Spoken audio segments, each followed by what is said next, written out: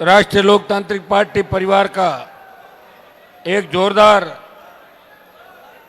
जयकारा अपन लगाए, क्योंकि राष्ट्रीय लोकतांत्रिक पार्टी की शुरुआत हुई जब राजस्थान के अंदर, उसमें सबसे ज्यादा अगर योगदान था तो बाड़मेर के नौजवानों का था, जब ये पौधा हमने लिया।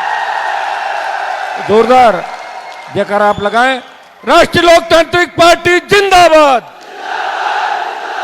राष्ट्रीय लोकतांत्रिक पार्टी जिंदाबाद। बोले तैयाजी महाराज की, रामसा पीर की। सबसे पहले तो राष्ट्रीय लोकतांत्रिक पार्टी के हमारे पूरे परिवार को और विशेषकर बाड़मेर और आपके जो नया जिला बना बालोतरा, दोनों जिले इसके अंदर शामिल है, और जैसलमेर वो भी संसदीय क्षेत्र का हिस्सा, वहां के भी जवान दिख रहे हैं। मैं आपको बहुत बहुत बधाई दूंगा, धन्यवाद दूंगा कि आज से ही आपने राजस्थान की राजनीति के अंदर एक नया आगाज बाड़मेर की धरती से कर दिया है। और मुझे पता है कि बाड़मेर वालों का रिकॉर्ड तोड़ना राजस्थान में किसी के बस की बात नहीं। वैसे सारे जिले ताकतवर है, किसान कौम ताकतवर है, दलित शोषित मुस्लिम हमारे साथ खड़ा है राजस्थान के अंदर, लेकिन बाड़मेर के नौजवानों ने जो ऊर्जा मुझे वसुंधरा से लड़ते हुए हमेशा दी थी, वही हनुमान बेनीवाल आज पार्टी का गठन करके इस किसान कौम की लड़ाई लड़ रहा है। उसमें मुझे याद है जब वसुंधरा से मेरा झगड़ा चल रहा था तो बाड़मेर के छोटे छोटे बच्चे अपने आप मुख्यमंत्री का विरोध करते थे, पुलिस पकड़ लेती थी लेकिन वो परवाह नहीं करते और मेरे लिए जेलों में भी गए।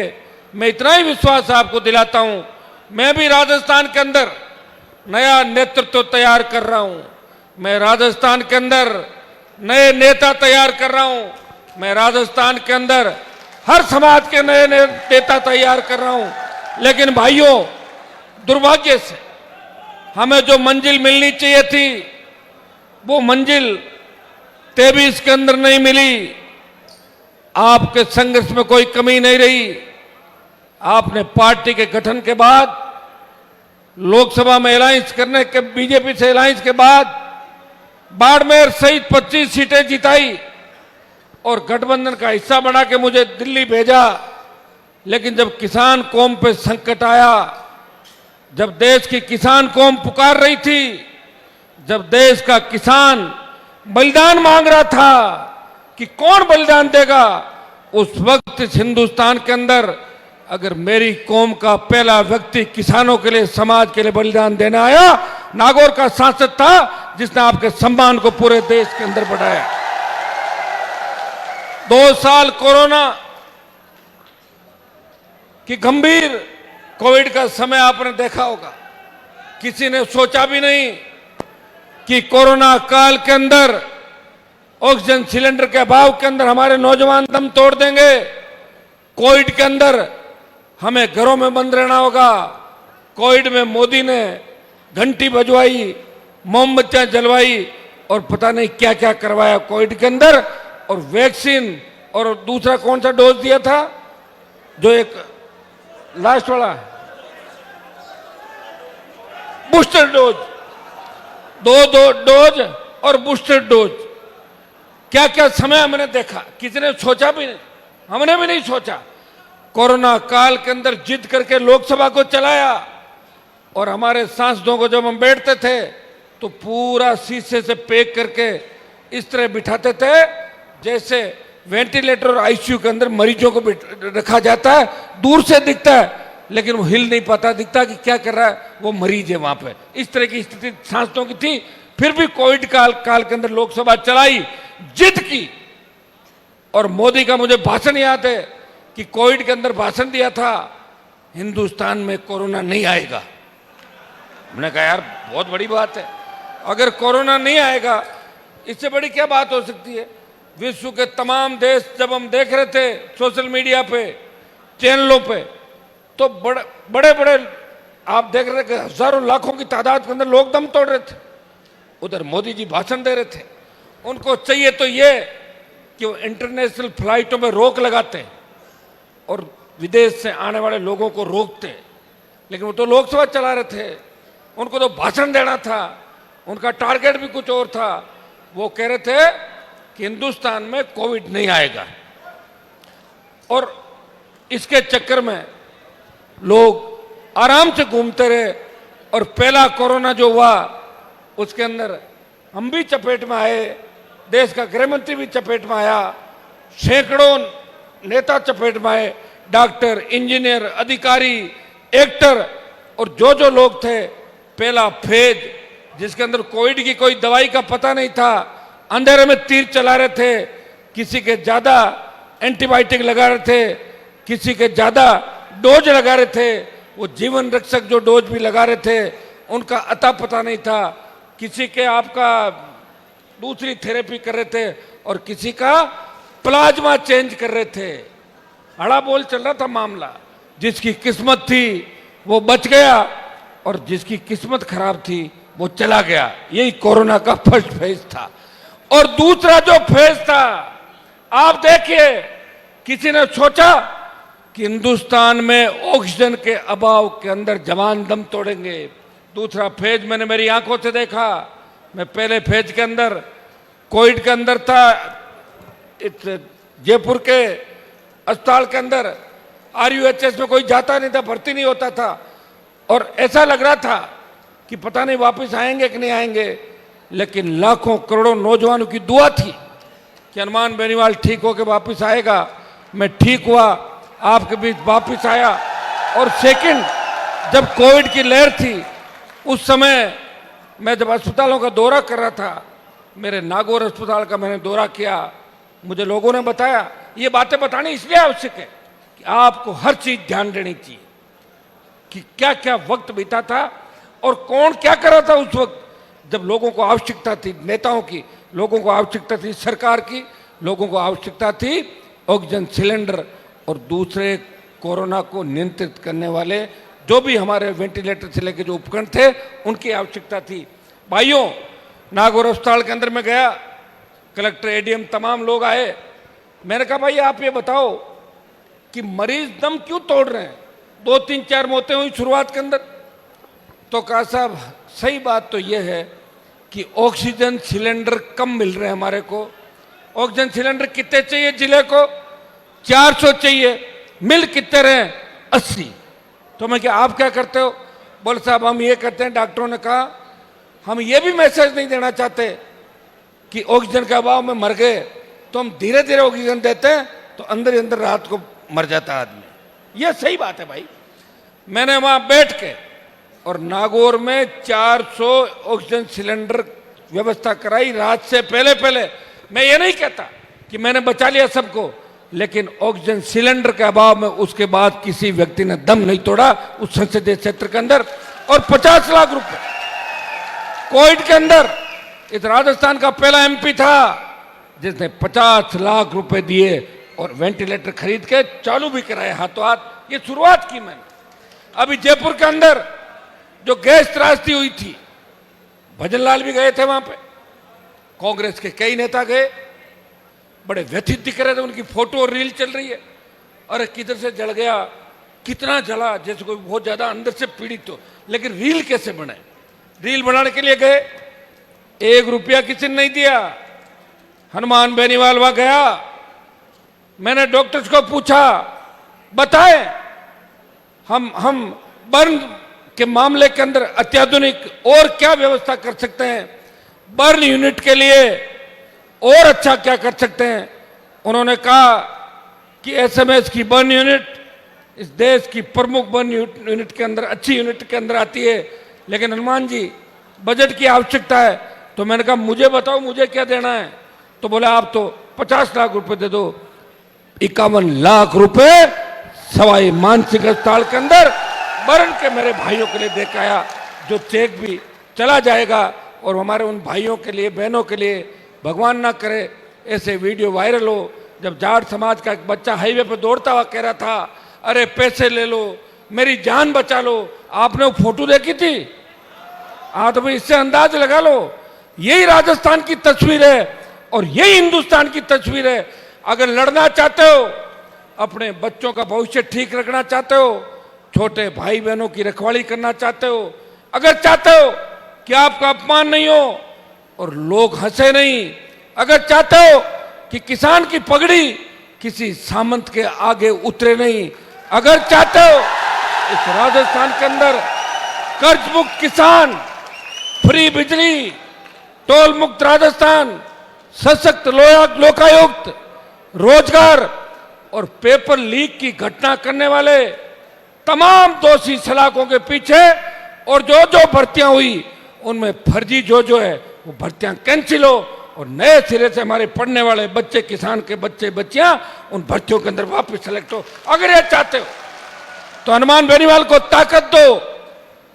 चुनाव तो हो गए, बड़े गीत गाए जाते थे कि नागौर के सूरा, क्यूंसर का सूरा बीरा, तो हरा दिया क्यूंसर के अंदर। मुझे बताऊंगा 1 लाख वोट, अगर दूसरी जातियों के 50,000 वोट होते हैं, वो 50,000 के 1,10,000 डाल देते हैं, अपने नेता को हारने नहीं देते। लेकिन 1 लाख वोट और 65,000 शेड्यूल कास्ट के वोट कितने हुए? 1,65,000, 15,000 मुसलमान, 1,80,000 और टोटल वोट कितने? 2,85,000। 2 लाख वोट होते हुए भी अपने ही नेता को उन सामंती ताकतों के सामने, जिसने कहा कि मेरी मूंछ कटवा लूंगा, तुम मूंछ नहीं कटवा पाए।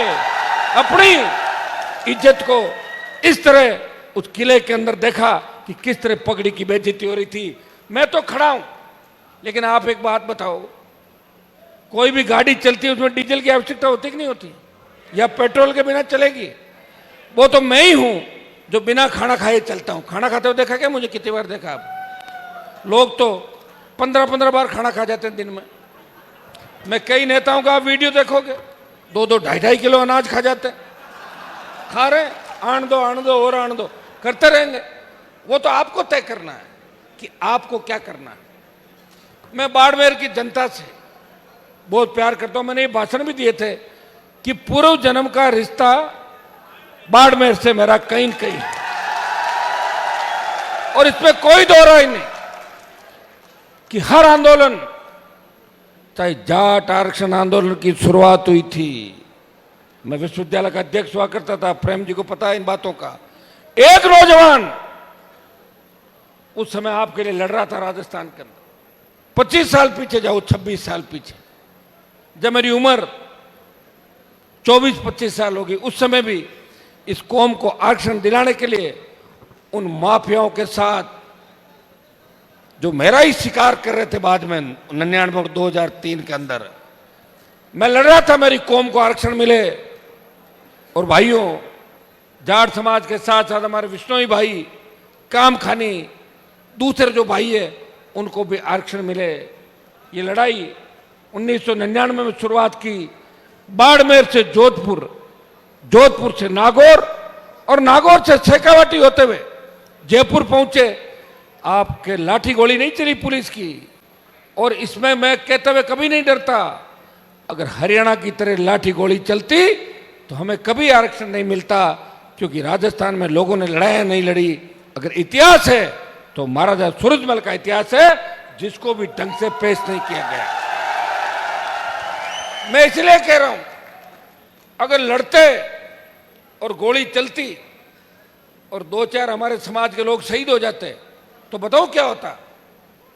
समाज के लोग हमें मारने के लिए आ जाते कि आपने हमारे बच्चों को मरवा दिया। समझ गए आप लोग? आप जब तक ये नहीं समझोगे ना, बेहतर गुजरों सादत दी, देश में बात कैसे चलेगी? कैसे नारे लगेंगे? आप क्या सोच रहे हो? अपनी वजह से नारे लग रहे हैं। कोई सिख, कोई जाट, मराठा, कोई गोरखा, कोई मद्रासी, वो लोग थे। इतिहास पढ़ो, उन्होंने लड़ाइयां लड़ी। वो कोई हरियाणा का किसान का बेटा था, कोई उत्तर प्रदेश का था, कोई पंजाब का था, कोई दिल्ली का था। हो सकता है कि कोई अपना भी एक आध होगा राजस्थान का। ज्यादा क्रांतिकारी लोग अपने नहीं रहे। मैं ये बात इसलिए कहता हूं कि वो एक समय का चक्कर था, लेकिन उनके नेताओं को जंग लग गई, कौम मजबूत थी, कोई दो राय नहीं। जब आरक्षण आंदोलन हुआ जाटों का और राजस्थान में गुर्जरों का, मैं गुर्जर आरक्षण आंदोलन के समय गुर्जर समाज के साथ था। इस तरह मेरे भाइयों को मैं मरते हुए देखना नहीं चाहता। रोड पे बैठा था, किस तरह एक एक करके 70-72 को वसुंधरा सरकार ने मारा। तब देश में बात चली कि आज तक इतिहास का जो सबसे बड़ा आंदोलन है वो गुर्जर आरक्षण आंदोलन है, जिसमें गुर्जरों ने पुलिस को बेहतर सादत के बाद भी पुलिस को भाग के खड़ा होना पड़ा और गुर्जर समाज ने इस सरकार को झुकाया। लेकिन अगला आंदोलन सुनो आप, हरियाणा का जाट आरक्षण आंदोलन। मैं गया था हरियाणा, इस राजस्थान से एक ही किसान का बेटा विधायक था, वो हरियाणा गया और राजस्थान में 300 जगह प्रदर्शन कराए। और जब हरियाणा के अंदर जाट समाज के बच्चे लड़ रहे थे, तब देश का मीडिया और अखबार लिख रहा था कि वारे वीरों, गुर्जर आंदोलन के अंदर तो पुलिस एक फुट पे गई, जाट आरक्षण आंदोलन में मिलिट्री को भी भागना पड़ा। यह देश के अखबारों के अंदर लिखा था। ये नहीं कह रहा हूं कि मिलिट्री के खिलाफ आप कोई मोर्चा खोल दो, ये मैं नहीं कह रहा हूं, ठीक है। जो आया मैं वही कह रहा हूं। अमेरिका के अखबार के अंदर छपा, ये तुम्हें तुम्हारा जोश याद दिलाता हूं। बजरंग बली को जोश याद दिलाना पड़ता। हनुमान जी महाराज के अंदर बहुत ताकत थी, लेकिन उनके अंदर दिक्कत थी, वो भूल जाते थे। तो याद दिलाते कि बजरंग बली आप सबसे बड़े ताकतवर हो, फेंक दो उखाड़ के, फिर वो कुछ भी कर देते। तो हमारी कौम को समय समय पे ये बातें याद दिलानी पड़ेगी, क्योंकि पुराने नेताओं ने तुम्हें लड़ना नहीं सिखाया। जंग लग गई, ने तो लड़े, हाँ रोने का और धोने का काम किया था, इसमें तो कोई दो राय नहीं। मारवाड़ से लेके नागौर से लेके बाड़मेर तक एक ही काम किया कि किसी मुख्यमंत्री ने अगर थूका तो हाथ में ले लिया। हमारे नेताओं ने मुख्यमंत्री बनने का प्रयास मेरे भाई नहीं किया। इसमें चाहे कोई बुरा माने, किसी के मिर्ची लगे, उसका कोई इलाज नहीं है। और ये सही बात, ये तो मुझे धन्यवाद दो कि मैं लड़ाई लड़ रहा हूं ना, इसलिए जगदीप धनखड़ का नंबर आ गया। मैं नहीं लड़ता, उनका भी नंबर नहीं आता। अब कैसे आया यार, कहते कोई लिख के थोड़ी दूंगा सारी बातें। हर कोई कह रहा है कि हनुमान जी ये कर रहे हैं वो कर रहे हैं। हनुमान जी तो फिर खुद खींचर में हार गए। ऐसे तो भगत सिंह जी को फांसी हो गई, लेकिन देश को आजाद कराया कि नहीं कराया भगत सिंह जी ने? याद करो, जब पहलवान बेटियां न्याय के लिए अपने भाइयों को देख रही थी कि हमारा कौन भाई हमें न्याय दिलाने दिल्ली की धरती पर आएगा। 20 MP तुम्हारे थे, 25 तुम्हारे भाई और थे, लेकिन उन पहलवान बेटियों को न्याय दिलाने जंतर मंतर पे अगर 1000 नौजवानों के साथ जाके ये कहा कि मोदी जी उस बाहुबली को ठीक कर दो, नहीं तो इस कौम से टकरा है, हम उस बाहुबली का इलाज कर देंगे, ये जंतर मंतर पर हनुमान बेनीवाल ने। जब किसान तकलीफ में था, मोदी की सत्ता को ठोकर मार के उस व्यक्ति ने, जिसने पूरी जवानी सत्ता के खिलाफ सड़कों पे, सत्ता लोग सुन लो मेरी बात, मैंने 1992, 93, 94 का समय देखा था जब मैं कॉलेज में पढ़ता था। मेरे पिताजी विधायक थे, 77 में MLA बने, अच्छी स्कूल कॉलेज में पढ़ा, विश्वविद्यालय का अध्यक्ष था। चाहता तो जयपुर के आसपास कोई इलाका ढूंढ लेता और वहां से विधायक बन जाता। लेकिन हमें लोग कहते थे कि तुम नागौर के लोग तालाब का पानी पीते हो, शेखावाटी के लोग कहते कि नागौर में तो भैंस भी वहीं बैठती है और आदमी भी वहां पानी पीता है। ये बात मुझे चुभ गई। मैं मेरे नागौर में जाऊंगा, मेरे भाइयों को मजबूत करूंगा और पीने का शुद्ध पानी, बिजली, सड़क, स्कूल, नहरी पानी, और मैं बाड़मेर, जोधपुर और राजस्थान को जगाऊंगा। ये मुझे अच्छा नहीं लगा, इसलिए मैं आप लड़ पड़ा, आपके लिए लड़ा। मुझे क्या मोदी की सत्ता छोड़ने का शौक था, बन जाता मंत्री, 3 दिन सड़क पर लड़ता, चौथे दिन रात को बात कर लेता। कई लोग ये भी कहते हैं कि हनुमान जी ने पिछली बार बीजेपी से गठबंधन किया और अब की बार कांग्रेस ने किया। मैंने थोड़ा ही किया, वो मेरे पीछे पीछे दौड़ रहे थे। मेरे पास तो ताकत थी, मेरे पास ताकत थी, मजबूती थी। मैं फिर आपको कह रहा हूं कि कांग्रेस से लोग भाजपा में चले जाते हैं, भाजपा से कांग्रेस में चले जाते हैं, ये तो मेरी बात सुनो, ये आप हिस्ट्री के अंदर जाओगे, जितने भी बड़े वीर पकड़े गए, जितने भी वीरों ने शहादत दी, बड़े नाम जिनके थे, तो वहां कोई न कोई जयचंद जरूर था उनके साथ। ये आप अच्छी तरीके जान दो, हिस्ट्री पढ़ोगे तो सारी चीजें पढ़ लोगे। इसलिए मुझे इस बात का कोई दुख नहीं कि कौन आरएलपी छोड़ के गया और कौन नहीं गया। बाड़मेर के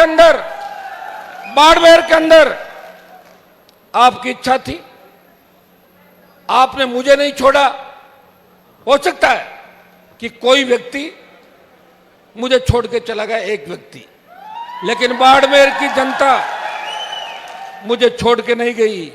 और मैं आपको विश्वास दिलाता हूं, मुझे पद की आवश्यकता नहीं है, और छोटा मोटा मंत्री में बन भी जाऊं तो मैं ज्यादा दिन रहूं नहीं, मैं तो हाथों हाथ मुझे बाहर आना पड़े मंत्रालय से। इसलिए मैं मंत्री नहीं बन के संतरी बन के आपकी सेवा कर रहा हूं।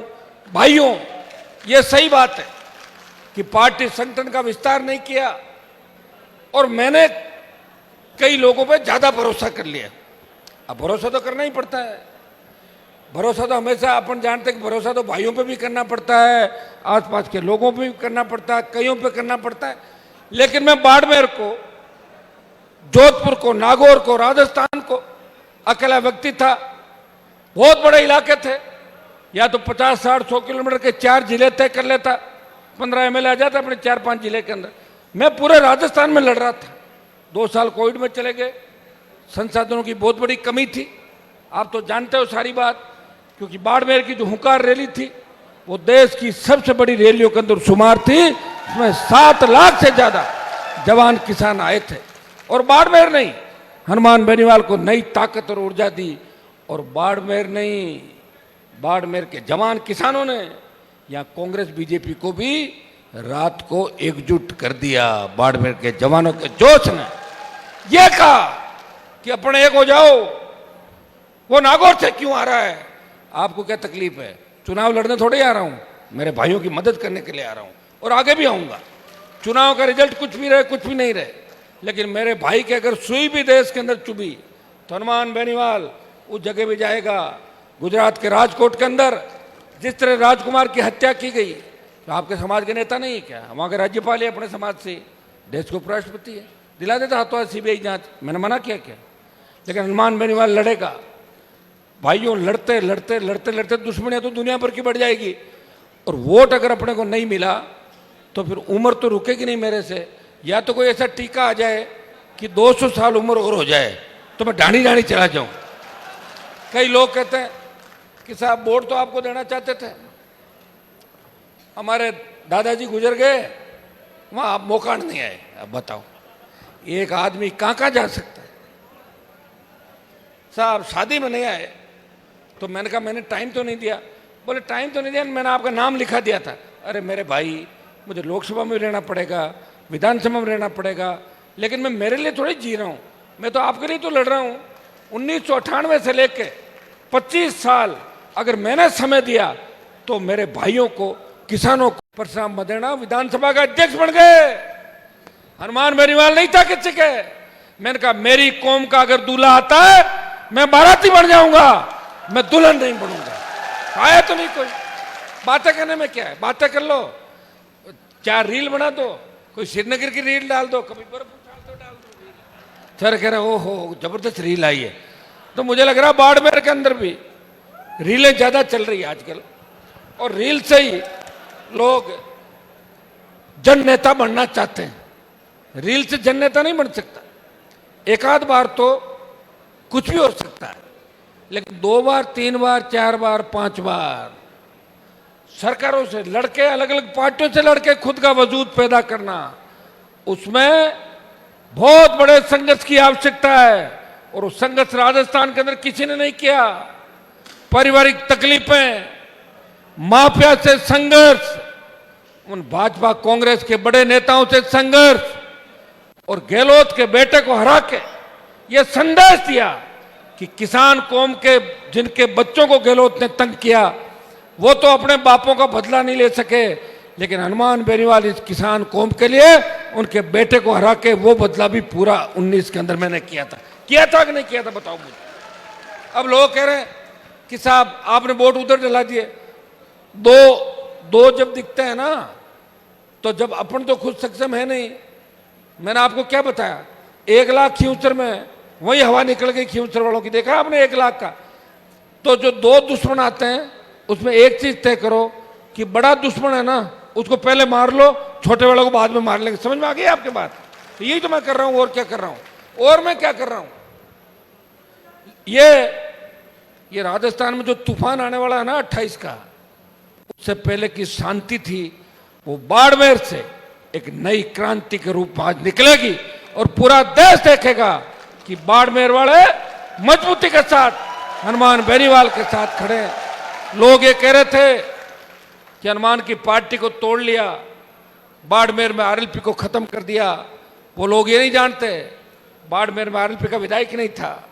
तीनों विधायक जो आए थे, 2 नागौर जिले से आए थे, एक जोधपुर से आया था, लेकिन बाड़मेर का नौजवान, किसान, दलित, शोषित, ये तबका हनुमान बेनीवाल के साथ था। लाखों वोट इन्होंने दिए, लेकिन जीत का समीकरण नहीं बना। और मेरे भाइयों, मैं तो दिल्ली के अंदर लड़ाई मेरे साथ बाड़मेर की तो लड़ रहा था। मैं तो चाह रहा था कि 2 सीट मिले, जिसमें बाड़मेर और नागौर मिले, और मैं मेरे किसी भाई को साथ लेके जाऊं राष्ट्रीय लोकतांत्रिक पार्टी से। लेकिन गहलोत, उस समय तो कांग्रेस के तमाम आपके यहाँ के नेता, जिनकी मैंने 18 के अंदर मदद की, सारे शामिल हो गए। 10, 15, 20 एक ही काम करो, आरएलपी को खत्म कर दो। तो मैंने कहा, एक नेताजी को भी मिल गए थे, मैंने कहा आरएलपी को खत्म करने को चले थे, अब खुद का क्या वजूद है, आगे भविष्य है क्या आपका? आप तो अपने से छोटी उम्र के लोगों के पैर छू लेते हो। शर्म आने की बात है, ऐसा काम नहीं करना चाहिए आप लोगों को। मैं तो वजूद वाला व्यक्ति, में परवाह नहीं करता किस चीज की। और यहाँ तो आप लोगों को मेरे लिए लड़ने के, मान लो लोकसभा और विधानसभा, वहाँ कितने लोग अंदर जाते हैं लड़ने, वहाँ तो अकेला ही लड़ता था। आप मेरे पुराने भाषण निकालते हो नहीं निकालते हो? वो निकाला क्या कि राजा साहब 2 नंबर का काम करके निकाला? सुनो, लोकसभा को और निकाल देना। और कोई अगर याद आपको बच जाए कि भाई उसको कुछ कहना तो बता देना, नाम ले देना, 2 दिन बाद उसको भी कह दूंगा जिसको कहोगे। मैं चाहता हूं कि प्रदेश, देखिए विधायक बनने के बाद मैंने सोचा कि मेरे भाइयों को मजबूत कैसे करूं। तो मजबूत हो एकदम तो कैसे हो सकते हैं? मेरे का संघर्ष करेंगे, लड़ेंगे हुंकार के माध्यम से। किसान कर्ज माफी, अगर किसान का एक बार कर्जा माफ हो जाए तो हर व्यक्ति मेरे समाज के साथ साथ, अब मेरे समाज की बात इसलिए कह रहा हूं, 22% आबादी, शेड्यूल कास्ट को जोड़ो, मुस्लिम जोड़ो, तमाम जातियां जब आती है, तो ये जो यूपी बिहार वहाँ क्या बना, यादव मुस्लिम, कभी एससी मुस्लिम, तभी तो मुख्यमंत्री बने। भाई तीसरी पार्टियां कामयाब इसलिए हुई कि बड़ी जाति के साथ उस इलाके के अंदर 1-2 जातियां और जुड़ी, और फिर उन्होंने तीसरा उम्मीदवार खड़ा किया, निकल गए सारे के सारे। लोग तो जातिवाद का आरोप लगाते हैं, लेकिन लोग ये नहीं भूलते कि कल आवश्यकता पड़ती है, परसों पड़ती है, 3 दिन बाद पड़ती है। कौन बोलेगा? बीजेपी वाले तो सरकार के खिलाफ बोल नहीं सकते, और कांग्रेस वाले ये कहेंगे, देखो भाई आपने वोट नहीं दिया गहलोत साहब को उस समय, अगर हमारी सरकार होती तो ये कर देते। मैं कल कांग्रेस के लोगों का बयान पढ़ रहा था, पुलिस के हमारे जवान, इन्होंने कहा सांकेतिक हड़ताल, पुलिस हड़ताल पर नहीं जाती, ये चले जाए तो क्या कर ले, कोई 1 मिनट कुछ कर ले, ये कहते हम तो हड़ताल में जाएंगे तो क्या कर लेंगे, नई भर्ती थोड़ी करेंगे, चले जाओ 1 दिन बाद वापस लाएंगे। शुरुआत नहीं करी इन्होंने, धन्यवाद इन सबको। किसान के बेटे हैं, हम इनकी तकलीफ को जानते हैं, हम हमेशा इनके साथ रहते हैं। लेकिन कांग्रेस के नेताओं को मैं ट्वीट पढ़ रहा था, वो कह रहे थे कि पुलिस कांस्टेबलों, हेड कांस्टेबल और अन्य जो पुलिस कर्मी हैं, इनका ध्यान रखना चाहिए। तो गहलोत साहब आप रख लेते ना, 1.25 साल पहले आप ही तो सीएम थे, उस समय आप कर देते सारी घोषणाएं, ताकि भजनलाल को काम नहीं रहता है, पहले आप कर देते सारी। लेकिन चुनाव के लिए गमछा हिलाना, मुख्यमंत्री, तो मुख्यमंत्री बना था क्या आपके कोई घर में, पहले परिवार में था क्या मुख्यमंत्री? तो बड़े सपने ले रहे हो मुख्यमंत्री के। मुख्यमंत्री बनने के लिए तो वापिस जीतना पड़ेगा, और जीतने के लिए वापिस गांव में जाना पड़ेगा, और जीतने के लिए इन जवानों के बीच जाना पड़ेगा। ये 18 साल से लेके 40 साल का नौजवान, जो मिलाजुली का खेल चल रहा है राजस्थान के अंदर, दादी नानी के नाम पे 7 दिन विधानसभा ठप। मुद्दा वो उसकी दादी थी। अरे दादी थी तो उसमें क्या गलत हो गया? दादी थी और नहीं थी तो मना कर दो दादी नहीं थी, कोई मुद्दा होता है क्या? वो उसकी नानी थी, वो उसकी दादी थी। शाम को बैठ के हाथ मिलाना, क्यों सर का परिणाम आया। उसके बाद गले मिल रहे हैं कांग्रेस के पुराने सभी। हमने जीत लिया। क्या जीत लिया तुमने? मैंने तो 0 से शुरुआत की। मेरे पिताजी मेरे लिए 25,000 वोट छोड़ के गए। 1993 में कितने? 25,000 लास्ट वोट आए थे उनके। 25,000 वोट को राजस्थान के अंदर 10 लाख पे ले गया। मेरे पिताजी का सम्मान पूरे देश के अंदर बढ़ाया और इस कौम का सम्मान बढ़ाया। आज हरियाणा, उत्तर प्रदेश, लखनऊ के एयरपोर्ट पे चले जाओ, मुंबई के अंदर अभी जाट समाज का कार्यक्रम हुआ, बेंगलोर, हैदराबाद, दिल्ली, पता लगना चाहिए हनुमान जी आ रहे हैं। पता लगना चाहिए मेरे भाइयों। लोग अपना आप कहते हैं कि भाई धन्य है इस कौम का ये बेटा जो सारी जातियों के लिए लड़ रहा है और सबकी मदद कर रहा है। ये संदेश देना बहुत मुश्किल है मेरे भाई। पैसे कमा लेना, टिकट बेच देना और ईडी सीबीआई के डर से भाजपा के नेताओं के पैर पकड़ लेना, मौका है बयान दे देना। अब पैसे वालों की देखो, इस तरह तो मैं टक्कर पैसे वालों से ले नहीं सकता, आप भी जानते हो, लेकिन पूरी ताकत के साथ लड़ूंगा। मुझे आज भी याद है जब बाड़मेर के अंदर मेरे पे हमला हुआ था, जो जिला सबसे ज्यादा प्यार कर रहा था, उस हमले में मैं नहीं चाहता था कि आपस में गोली चले, कोई मरे, इसलिए मैंने गाड़ी पे पत्थर खाए और अपना अपमान देश में कराया। लेकिन वो हमला बाड़मेर के नेताओं ने नहीं कराया। बाड़मेर के नेताओं के साथ साथ अशोक गहलोत और शराब माफिया के दामाद जो पंजाब कैडर का आईएएस है, वो सारे लोग शामिल थे और उनका एक ही मकसद था, किसी न किसी तरह आपस में लोग लड़ ले और 5 साल मर जाए और हनुमान बेनीवाल को बदनाम करके और जेल में डाल दे। लेकिन मैंने मरने नहीं दिया आपको आपस में। सुनो मेरी बात, क्या फर्क पड़ गया? गाड़ी तो कैलाश जी की टूटी, मेरी थोड़ी टूटी थी। कैलाश जी भूल गए उस बात को, बार बार याद दिलाता रहता हूँ। वो कहीं याद को नहीं जाना क्या मैं करूं मांटी केन की करूं, मैं कद करूं। लेकिन मैंने लोकसभा के अंदर डीजीपी से लेके तमाम जो नेता थे, तमाम आपके अधिकारी पुलिस के, उनको बेंचों पे बाहर बिठा के उनके फोटो देखे थे अपने जूते उतरवाते हुए। तो मेरे अंदर इतनी ताकत थी, मैं कहाँ चलाता। अगर ताकत आती, उससे पहले किसान आंदोलन आ गया, मोदी को छोड़ना पड़ा। आप बड़े मंत्री जी खूब कहता था, नहीं पड़ी पार। तो भाई ये तो तय है कि बाड़मेर का कोई नेता तो ये नहीं चाहता कि हनुमान बेनीवाल बाड़मेर के अंदर आए, वो कोई नहीं चाहता। लेकिन जवान किसान ये चाहता है कि हनुमान बाड़मेर के अंदर आए। मैं डिस्टर्ब और मैं आपको विश्वास दिलाता हूं, मैं जब भी यहां आया आपकी बात को ऊंचा करके गया। मुझे याद है टिड्डी का जब मामला लोकसभा के अंदर उठाया था, तो साउथ के कई नॉर्थ ईस्ट के एमपी कहते थे व्हाट इज टिड्डी, टिड्डी टिड्डी। अरे टिड्डी मैंने कहा ऐसे खा जाती है, पूरा कर लेती। प्रधानमंत्री से सरकार का बयान दिलाया कि फसल बीमा के तहत टिड्डी का जो मामला था उसमें हम पैसा देंगे।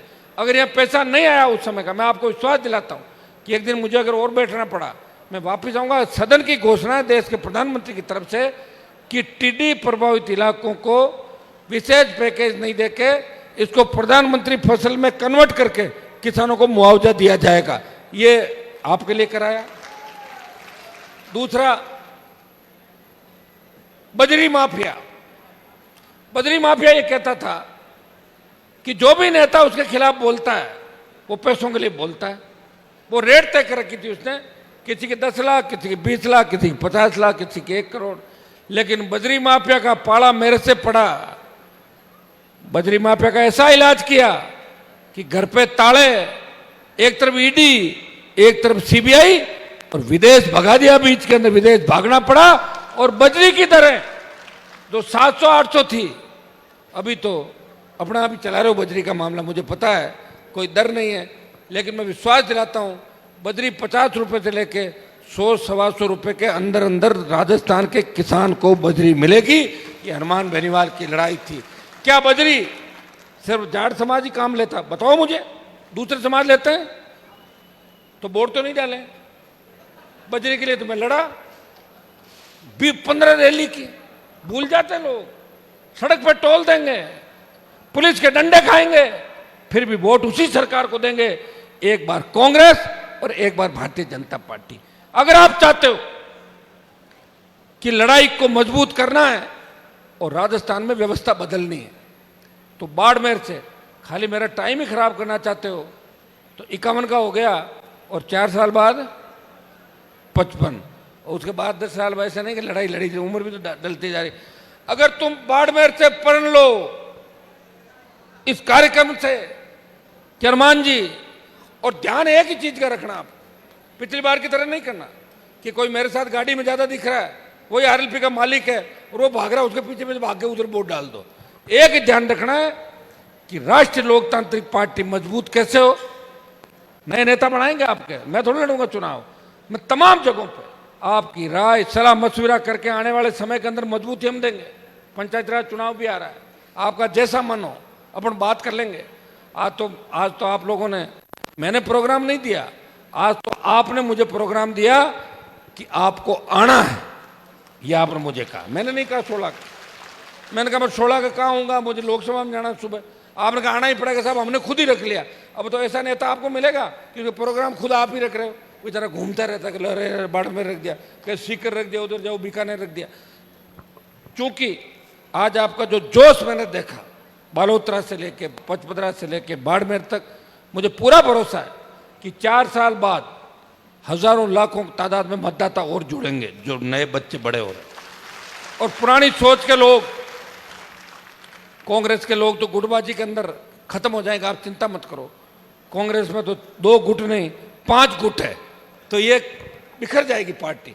जिन्होंने राष्ट्रीय लोकतांत्रिक पार्टी को तोड़ा, जिन्होंने तेजाजी महाराज की उस आशीर्वाद से बड़ी पार्टी को तोड़ा, कांग्रेस को उसी दिन श्राप लग गया। नहीं तो कांग्रेस पार्टी के 11 MP आए तो नहीं पिछली बार, कहां गए? तो कांग्रेस यही तो थे सारे, क्या हुआ? और यहाँ के जो समीकरण थे मेरे भाई, बयानों पे मत जाओ, यहाँ भी आपकी बात कैसे रही थी, आप सब एक दूसरे अंदर से जानते हो, सब लोग इन बातों को जानते हो। मैं तो इतना ही आपको कह सकता हूं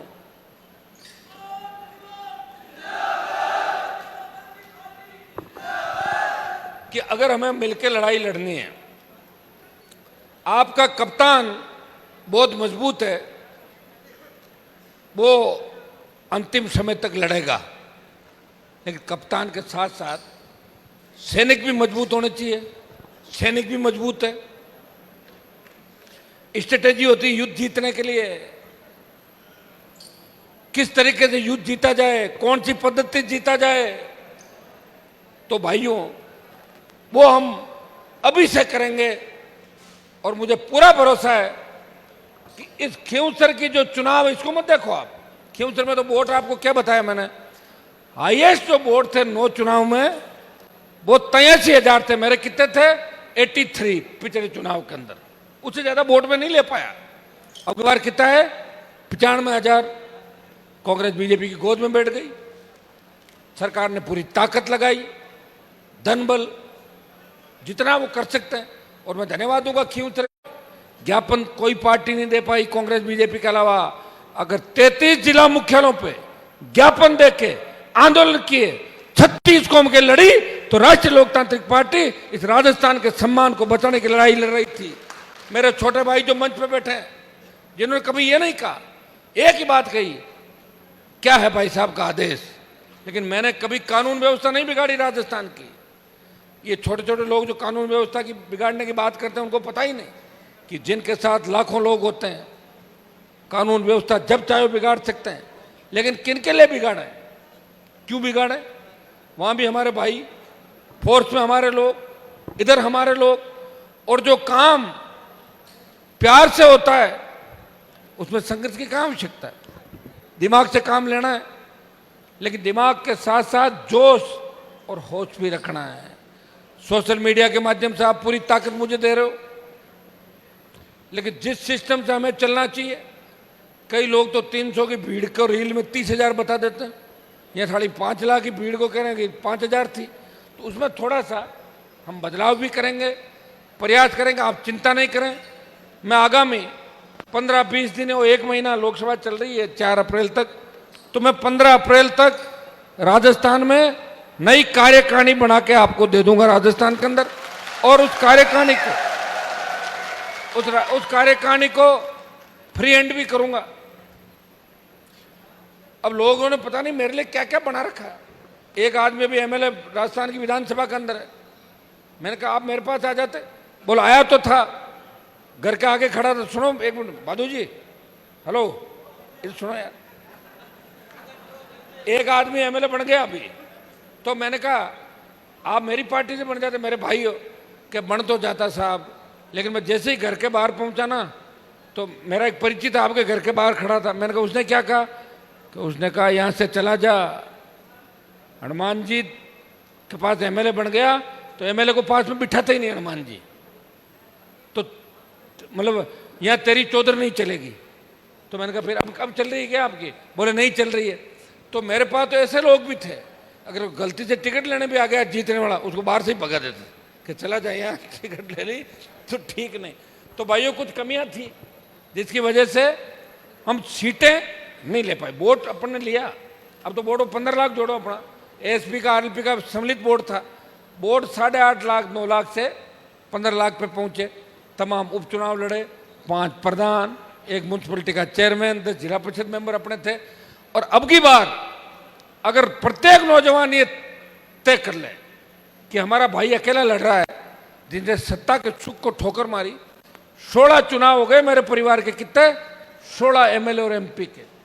नहीं तो मेरे पिताजी ने सत्ता का सुख देखा और हम लोगों ने देखा सिर्फ आपको सुखी करने के चक्कर में कि हमारे भाइयों की जिंदाबाद होनी चाहिए, हमारी कौम का सम्मान बढ़ना चाहिए, इसलिए सत्ता छोड़ के सड़कों पर निकल पड़े। इसलिए अब ये तय कर लो कि मेरे जैसा व्यक्ति अगर सत्ता के अंदर आ जाता है तो आपकी तो बल्ले बल्ले हो जाएगी। कैंप लग जाएंगे गांव में कि जाओ उस गांव से 50 जनों को नौकरी लगा के ले आओ, चाहे मुझे बाद में जेल ही जाना पड़े, आप चिंता मत करो उस बात की। इस चीज के लिए तैयारी कर लो। ये सारी घटनाएं आप चाहते हो पेपर लीक भी रुक जाए, अपराधी घूमे नहीं, तो सारे काम हो जाएंगे, आप चिंता मत करो। सरकार तो लाओ, सरकार के नजदीक लाओ। इस भजनलाल सरकार के अंदर मेरे 15 एमएलए भी होते, 5 भी होते हैं, तो अभी भजनलाल को मैं ही चलाता पूरा, जैसा आईएएस अधिकारी चला रहे नहीं चला रहे पूरे, है ना। तो चलाता कहां से? आए नहीं विधायक। लड़ाई तो लड़ ही रहा हूं, कांग्रेस से भी लड़ रहा हूं, बीजेपी से लड़ रहा हूं। दिल्ली में इंडिया अलायंस में बैठा जरूर हूं, लेकिन इंडिया अलायंस वाले कौन से मेरे से खुश है, फिर भी मैं उनके साथ खड़ा रहता हूं। पता नहीं कौन कौन से मुद्दे लाते हैं। कांग्रेस कहीं एक मुद्दा लाती है, इतम टीएमसी दूसरा लाती है, डीएमके तीसरा और समाजवादी पार्टी चौथा। मतलब इंडिया अलायंस के अंदर भी मुझे लग रहा है कि स्थितियां अच्छी नहीं है। 15 गुट है कितने, हाँ, और बातें करें प्रधानमंत्री बन जाए, कैसे बनेंगे बताओ मुझे। मुझे तो लग रहा है ये हमारे ऊपर वाले उनसे मिले हुए दोनों से, ये चाहते हैं कि इसी तरह काम निकलता रहे, बंगला गाड़ी सुरक्षा ये मिलते रहे, हमारा काम बने और देश जाए बाढ़ के अंदर। तभी तो हालात हो रहे मेरे भाई। लोग तो वोट डालना चाहते हैं, लेकिन डाले कैसे? मोर अपने पैरों की तरफ देख के रोता है कि काश मेरे पैर अच्छे होते। मोर कितना खूबसूरत होता है, लेकिन आप तो देना चाहते हो वोट, लेकिन टिकटें बिक जाती है। अभी जो 11 सीट आने के बाद कांग्रेस पार्टी का माहौल बना राजस्थान में, हम सबका माहौल बना, मेरी पार्टी को तोड़ा, मुझे कमजोर किया। मैं हमेशा इनके लिए लड़ता था सड़कों में भारतीय जनता पार्टी से। और दूसरा काम क्या किया कि साहब हमें तो ईडी और सीबीआई पेपर लीक में बचा लेना। 4 जगह कांग्रेस ने अपनी जमानत जब्त कराई, टिकटों का सौदा किया। जब ऐसे सौदे होने लग जाते हैं तो जवानों का दिल टूट जाता है। आज आप मेरे से क्यों प्यार करते हो? आपको पता है कि हनुमान जी जब भी आवश्यकता पड़ेगी अकेले जान हथेली पे लेके हमारे लिए आएंगे, किसान के लिए आएंगे, दलित के लिए आएंगे, शोषित के लिए आएंगे, सर्व समाज के लिए आएंगे और अन्याय के खिलाफ हमेशा लड़ते हैं। इसलिए आप मेरे से प्यार करते हो। और मेरा किसी नेता से कोई झगड़ा नहीं है। मैंने तो अपने समाज, दलित, मुस्लिम, इन तमाम कोई 50 से ज्यादा नेताओं की मदद कर दी जब वो संकट में थे। रुमाल हिलाने वाले की भी करी 2018 के अंदर आ गया था, मेरी मदद करो मर जाऊंगा। मैंने कहा मरने नहीं देंगे, मैं बैठा हूं ना। जीवा दिया, कईयों को जीवाया। लेकिन अब सब मिलके ये सोच रहे हैं कि हनुमान जी कैसे हमारे झुंड में शामिल हो। ये नारे लगते हैं, शेर आया शेर आया, वो कैसे बर्दाश्त करेंगे आप बताओ। एक नेता मुझे बोला कांग्रेस पार्टी का, मैंने कहा आप मेरे से क्यों चिढ़ते हो? मैंने तो आपके लिए नागौर के अंदर कांग्रेस को खत्म कर दिया था, तभी तो आपका नंबर आया जाट समाज के अंदर। बोले हमारी आपसे कोई नाराजगी नहीं। मैंने कहा बताओ जो है। बोले यही नाराजगी है, जब आप और हम साथ चलते हैं तो लड़के आपको तो कंधे पे उठा के ले जाते हैं और हम 15 मिनट बाद मंच पे पहुंचते हैं बाद में कि फलान जी नेताजी बाहर हैं, तो हम ये बर्दाश्त नहीं कर पा रहे हैं। तो मैंने कहा आप हनुमान बेनीवाल बनना चाहते हो? बोले हाँ। तो अपने आला कमान के चप्पल उठा के 2-3 चप्पल सरका दो, मेरे से बड़े नेता बन जाओगे देश। बोले वो तो नहीं कर सकते, फिर नेता भी नहीं बनोगे। नारे तो भगत सिंह के लगेंगे, आज़ादी के आंदोलन में कई शहीद होंगे, लेकिन सादत लोग देखते हैं कि सादत किसने किस वक्त किस तरीके की सादत थी। हनुमान बेनीवाल इस राजस्थान के सम्मान की लड़ाई लड़ रहा है। इस प्रदेश के अंदर तमाम गुर्जर समाज सड़कों पर था, हनुमान बेनीवाल साथ था। किसी भी समाज को आवश्यकता पड़ी सबसे पहले खड़ा मिलता हूं, बस समय पे मुझे बता दें। और अपराधी चाहे किसी भी जाति के हो, वो सलाखों के पीछे होता है। आपने हमेशा मुझे संघर्ष करते हुए देखा। और बाड़मेर का जो कार्यक्रम है होली मिलन समारोह का, आपका जोश देख के मैं भाषण को भी लंबा मैंने खींच दिया, काफ़ी मुझे भी खूब जोश आ गया। बाड़मेर की प्रमुख जो मांग है, यहाँ के रोजगार बच्चों को ज़्यादा से ज़्यादा मिले, रिफाइनरी कैन, इसके अंदर आपको पता है आम आदमी का नंबर नहीं आ रहा, यहाँ के नेता ही नहीं धाप रहे, सारे ठेके ले लिए उन लोगों ने। मैं चाहूँगा कि किसी न किसी तरह प्रत्येक व्यक्ति की हिस्सेदारी रोजगार के अंदर हो। CSR फंड खर्च नहीं हो रहे बाड़मेर के अंदर, नर्मदा का पानी बाड़मेर के खेतों के अंदर कैसे आए, किस तरह की योजनाएं बने कि हमारा मारवाड़ का हर खेत के अंदर सिंचाई हो, हर व्यक्ति को अच्छी शिक्षा मिले, कानून का राज हो। कोई गुंडा बदमाश जिस तरह वीडियो वायरल करते हैं, आप देखिए, दौसा की एक लाइब्रेरी का फोटो आता है जिसमें एक बच्चे को मार दिया जाता है। अब बताओ, लाइब्रेरी में अगर हमारे बच्चे सुरक्षित, हमारी बेटियां स्कूल कॉलेज जाती है, पता लगता है कि बदमाशी हो गई। जब हमारे बच्चे सुरक्षित नहीं, बेटियां सुरक्षित नहीं, जब हम खुद सुरक्षित नहीं, तो काय की व्यवस्था है? उखाड़ के फेंक दो इस व्यवस्था को। और उखाड़ के कैसे फेंकोगे? वोट की ताकत से। वोट कौन देगा? आप। दिलाएगा कौन? आप लोग दिलाओगे। नौजवानों की ताकत के आगे अंग्रेज भाग गए थे। पहली जो सादत थी, मंगल पांडे, तांतिया टोपे, भगत सिंह, सुखदेव, राजगुरु, याद करो उनको, जिनके नाम से अंग्रेजों को पेशाब आ जाता था। भाइयों, वो ताकत आपको दिखानी है। ताकत ऐसे मत दिखाना कि लड़ाई झगड़ा करके पत्थर फेंक के आ जाओ। ताकत ये दिखानी है कि हमें एक बार सरकार के अंदर राष्ट्रीय लोकतांत्रिक पार्टी को लाना है। अगर आप कहोगे तो राजस्थान में पंचायत चुनाव लड़ाएंगे, अगर आप ताकत के साथ कहोगे तो पंचायत चुनाव लड़ाएंगे। और पंचायत चुनाव लड़ने के लिए फिर आप तैयार हो जाओगे सारे, तो चुनाव भी लड़ा देंगे, अपने लोग भी आ जाएंगे और पार्टी का कैडर भी तैयार हो जाएगा। वो अपन मिलकर बात करेंगे, ये कोई मुद्दा नहीं है। लेकिन 28 की लड़ाई लड़नी है कि नहीं लड़नी, ये बताओ मुझे। क्या मैं भी आपके और राजस्थान के दूसरे नेताओं की तरह कहीं शरण ले लूं जाके? बताओ तो मुझे मारोगे तो नहीं आगे? ठीक है, फिर कर देंगे काम, चिंता ही मत करो आप, है ना। अब मैं बाड़मेर का भी पहले ही ध्यान रखता था और मैंने आपको बता दिया कि नागौर, बाड़मेर, जोधपुर में कोई अंतर ही नहीं है। अब तो शेखावाटी के अंदर कोई अंतर नहीं। तेजाजी महाराज के जयकारे के साथ अब तो लखनऊ के एयरपोर्ट पे उतरोगे तो तेजाजी की जय बोलते हैं। इस देश के अंदर मोदी ने मुझे पूछा, जब मैंने तेजाजी की जय बोली, प्रधानमंत्री बोले हु इज तेजाजी?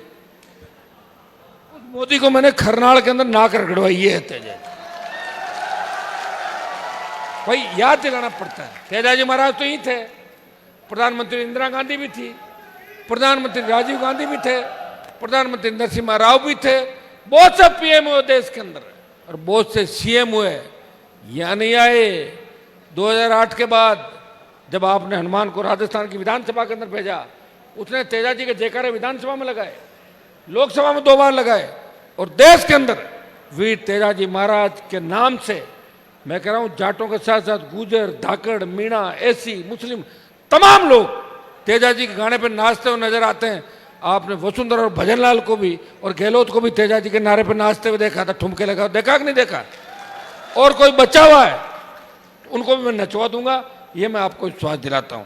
तैयारी कर लो। तो बाड़मेर से यही जोश 2028 तक रहेगा। 2-3 बातें मैं कहूंगा बड़े भाई के नाते, वो भी सुन लो। एक तो जो डेमो देते हो ना सड़क पे गाड़ियों का स्टैंड, ये नहीं करना है। रील बनाने के चक्कर में अपने ही भाइयों के बीच क्या डेमो दे रहे हो, कोई दूसरा आके पड़ जाए, कितना बड़ा नुकसान हो जाता है। अभी नागौर में देख रहा था, होली के 4 दिन पहले पहले 15 लोग किसान के बेटे 15 जने चले गए। अरे तुम जब रहोगे ही नहीं तो मेरी सरकार कैसे बनाओगे? बताओ, वोट कौन डालेगा? चिंता तो करो। एक नशे से दूर रहना है, एमडी, इसमें एक चरस, इनसे दूर रहना है। अगर कोई नशा कर भी रहा है और करवा रहा तो उसको पकड़वा दो पुलिस को, ठीक है? तो क्या करोगे नशेड़ियों का? तो समाज को कमजोर करेंगे, हमें कमजोर करेंगे। और पहले अगर कोई काम कर गए और फिर वो नशे का काम छोड़ गए, मुख्य धारा में आ गए, उनके लिए मैं कुछ नहीं कह रहा हूं, क्योंकि डाकुओं की भी मुख्य धारा में सरकार खुद लाती है। लेकिन अब यह प्रण करो कि कोई भी जवान नशा नहीं करेगा, नशे से दूर रहेगा, अपने छोटे भाई बहनों का ध्यान रखेगा, समाज का ध्यान रखेगा, और समाज के साथ साथ उन तमाम जातियों का जो आजादी के आंदोलन से लेके आज तक हमारे साथ कहीं न कहीं खड़ी है, शोषित पीड़ित तबके का बाड़मेर के अंदर आप ध्यान रखोगे। जिस तरह का हमारा भाईचारा यहाँ जाट मेघवाल मुस्लिम का था बाड़मेर के अंदर, कुछ नेताओं की वजह से थोड़ा बहुत डिस्टर्ब हुआ है। मैं तो चाहूँगा कि 36 कौम का भाईचारा बना रहे और हमारा मूल जो भाईचारा था उन सब लोगों को अपने साथ लेके नए राजस्थान का निर्माण करेंगे। मैं आपको विश्वास दिलाता हूँ कि आपको नए नेता भी दूंगा, नए मजबूत योद्धा भी दूंगा, और मैं मेरा पूरा जीवन आपके लिए समर्पित करूंगा। आपके सम्मान को ठेस नहीं लगने दूंगा। कहीं भी जाओगे और ये कहोगे कि बाड़मेर के हम किसान के बेटे हैं, नागौर, जोधपुर, राजस्थान के लोग कहेंगे तुम्हारा नेता बहुत बढ़िया है, तुम्हारा भाई बहुत बढ़िया है, जो आप सबके लिए हमेशा लड़ता रहता है। भाइयों, कहाँ तो हरियाणा और यूपी के नेताओं को हम नारे लगाते थे, और जब देश किसानों को आवश्यकता पड़ी, हनुमान बेनीवाल ने सत्ता छोड़ी, कहाँ हरियाणा, यूपी, दिल्ली के लोग कहने लगे कि नेता तो हनुमान बेनीवाल है, उसने किसान कौम का सम्मान देश में बढ़ा दिया। तो भाइयों, मैंने तो आपका मान सम्मान पूरे देश के अंदर बढ़ाया, और अब चूंकि वोट से ही सारी चीजें होती है, वोट से ही माना जाता है, हमें अब एक दिशा के साथ चलना होगा। और एक चीज मैं हमेशा आपको कहता हूं, बच्चे भोले हैं, मुझे फॉलो करते करते ही हर किसी को शुरू हो जाता है, मुझको इसको तुम्हारा क्या बोला, अभी गाड़ी में बैठा था ना, अरे गाड़ी में बैठा छोड़ के भाग जाएगा। एक ही ध्यान रखो, 28 तक हनुमान बेनीवाल आपको पूछ के अगला कदम क्या उठा रहा है, राष्ट्रीय लोकतांत्रिक पार्टी किसको उम्मीदवार बना रही है, उसकी जाति पाति नहीं देखनी, आरएलपी का बोतल का चिन्ह देखना है। ये बोतल का चिन्ह बड़ी मुश्किल से रुका मेरे पास, एक बार तो ले गए थे उठा के, वापस लाया हूं, 2029 तक ये बोतल का चिन्ह अपने पास रहेगा, 30 तक। तो भाइयों, ये बोतल अगर सत्ता के अंदर आई तो निश्चित रूप से वो तमाम इच्छाएं आम आदमी, गरीब आदमी, किसान की, शोषित की, जो नेताओं की तरफ टकटकी लगा के देखता, आज ये जिस तरह कल परसों इस सब गोल जीरा की हमारी फसलें नष्ट हो गई ओलावृष्टि से, अतिवृष्टि, कहीं आग लग गई, नुकसान हो गया किसी गरीब आदमी के 5 लाख का, मिलते कितने हैं? 15,000, 20,000। ये मापदंड कौन बदलेगा? आपका व्यक्ति आएगा, कह देगा सारा अनाज खरीद लो, खरीद के रख दो, आपका तो आपका होता है। मौज करना, चाहे जैसे फुटबॉल खेलना, इच्छा हो जैसलमेर की तरफ गोल कर देना, इच्छा हो वसुंधरा के मेले पे तो गोल कर ही रखा अपन ने, और वापस कर देना, कोई रोकने वाला नहीं। उसके लिए ताकत चाहिए, विधायक चाहिए, सांसद चाहिए। अभी सांसद वाली तो छोड़ो, बाद में होगा, लेकिन 28 में राजस्थान के विधानसभा के चुनाव के अंदर दमखम दिखाना है। कुछ तो हिम्मत करो। हमें देख के आदिवासी भाइयों ने जंग लड़ी, 4 एमएलए रह के एमपी बना लिया अपना। क्या ताकतवर नहीं हो तुम लोग? याद करो अपना इतिहास, उठो, बदल दो राजस्थान को। जो आपको फॉलो करके आपको बड़े भाई के रूप में मानते हैं, शेड्यूल कास्ट, मुस्लिम, ओबीसी, तमाम लोग, इस लोकसभा के अंदर किसी की हिम्मत है जो ये कह दे कि जाट को हाईकोर्ट जज बनाओ, मुसलमान को बनाओ, मीणा, यादव, गुजर बनाओ। हनुमान बेनीवाल ने कहा कि मेरे भाइयों को हाईकोर्ट जज बनाओ, बनाए कि नहीं बनाए 2-2, 3-3। लेकिन आम गरीब आदमी की सत्ता में भागीदारी कैसे हो? मैं चाहता हूं कि आम हमारे बच्चे सीधे सत्ता के नजदीक जाए, मुख्यमंत्री कार्यालय में या सचिवालय में जाए तो उनको सम्मान मिले, और थाने में जाए तो थानेदार बोले चाय केसर वाली पियोगे या कोल्ड ड्रिंक मंगाऊं? बोलो बाबा जी, बोलो बच्चे। ऐसी व्यवस्था हम चाहते हैं। ऐसी व्यवस्था जब ही होगी जब हम ठीक होंगे। अभी तो आप भूल जाओगे सारी बातें। अब नए बच्चे जोशील हैं, वो तो ठीक, लोग ये भी कह रहे हैं, थक जाते हैं कि साहब कितना साल लड़ा और मैं क्यों कि बूढ़ा हो जाऊँ। बात तो सही कह रहे हो। उसका तो एक ही इलाज है, आप अपना काम धंधा भी करो, बिजनेस भी करो, नौकरियां लगे तो ठीक है, नहीं तो और कोशिश करेंगे। सारे नौकर थोड़ी होते हैं, लेकिन लड़ाई जोरदार ढंग से लड़ लो। और इस लड़ाई में इस बार ये मत कहो कि साहब हमारे बाड़मेर से तो ये उम्मीदवार लड़ रहा है, आप इसका ध्यान रखना, आरएलपी को छोड़ो, इसके साथ हो जाओ। फिर तो आरएलपी कभी नहीं आएगी। कहीं कोई निर्दलीय जीतेगा, कहीं कोई बीजेपी जीतेगी, कहीं कांग्रेस जीतेगी, और मैं अकेला ही घूमता रहूंगा और आप नारे लगाते रहोगे। क्या चाहते हो? 28 के अंदर हमने सबकी मदद कर दी, बाड़मेर की सीट पे भी कर दी, इस बार सब जगह कर दी, लेकिन राष्ट्रीय लोकतांत्रिक पार्टी की मदद करनी है। अब इस पौधे को तैयार करना है, वट वृक्ष बनाना है। ये देश के किसानों की आत्मा, देश के जवानों की आत्मा आरएलपी के अंदर बसती है। भाइयों, आरएलपी का जब नाम लेते हैं तो उत्तर प्रदेश, हरियाणा, दिल्ली के अंदर किसान के बेटे कहते हैं कि साहब आप आरएलपी को यहाँ मजबूत करेंगे हम। मैं उनको कहता हूँ, मैं यहाँ किसी को डिस्टर्ब नहीं करना चाहता, और हमारे भाई लड़ रहे हैं, उनको लड़ने दो, लेकिन वो सब मुझे डिस्टर्ब करने राजस्थान में आते हैं, लेकिन मैं उनको डिस्टर्ब करने नहीं जाऊंगा, क्योंकि मेरे अंदर वो ताकत है, मजबूती है और हौसला है कि मैं मुझे बचाते हुए भी उनकी रखवाली भी कर रहा हूं। तो आप लोग ताकत के साथ लड़ना। जल्दी आपको कार्यकारिणी की घोषणा के बाद स्वच्छता अभियान, दूसरे काम, दूसरे आंदोलन करते रहेंगे। और मैं आपको ये भी कह के जा रहा हूं, हर 2 महीने, 1 महीने, 3 महीने के अंदर बाड़मेर जिले में आता रहूंगा। अभी तो शायद 1 साल और काफी लंबे टाइम बाद प्रोग्राम बना। मैं बाड़मेर के जवान, किसान और प्रत्येक व्यक्ति से 1000% खुश हूं। आपको चिंता करने की आवश्यकता नहीं। किसी के कई बार बैठे बात कर लेते हैं, बैठे बैठे बात कर लेते तो होता है कि अपन कहते हैं यार गलत चले गए या वो हो गया। छोड़ो उन बातों को, वो गया, वो तो अब गया। तो नई तलाश करनी है, तो नई तलाश तैयार कर लोगे आप लोग। नई तलाश की ना आपने, मुझे लाए थे बाड़मेर की, वो लाए कि नहीं लाए? और मैंने क्या किया? मैंने ये किया कि मैं बाड़मेर से नहीं लड़ा। आप तो लड़ना चाहते थे मुझे 18 के अंदर, आप चाहते थे कि हनुमान बेनीवाल 22 से लड़े 18 में, और मैं 18 में अगर लड़ लेता तो आपके कांग्रेस वाले नेताजी है ना, उसमें ठंडे हो जाते 18 के अंदर, लेकिन मैं नहीं लड़ा। मैंने कहा और किसी भाई को